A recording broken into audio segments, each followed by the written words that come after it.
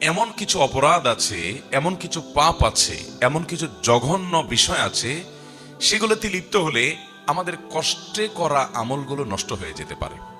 যে পয়েন্টসগুলোর কথা আমরা জানবো, যে বিষয়গুলোর কথা আমরা জানবো, যেগুলো বান্দার আমলকে বরবাদ করে দেয়, আমলকে নষ্ট করে দেয়, সেগুলো যেন আমার জীবনে কোনো অবস্থায় না থাকে। যদি থাকে, এ আলোচনা শোনার সাথে সাথে আমরা তওবা করে নিব যে সেগুলো আর কখনো আমার জীবনে যেন না আসে, আর ভবিষ্যতেও যেন এরকম কোনো বিষয় আমাদেরকে স্পর্শ করতে না পারে যে বিষয় আমাদের আমলকে বরবাদ করে দিবে।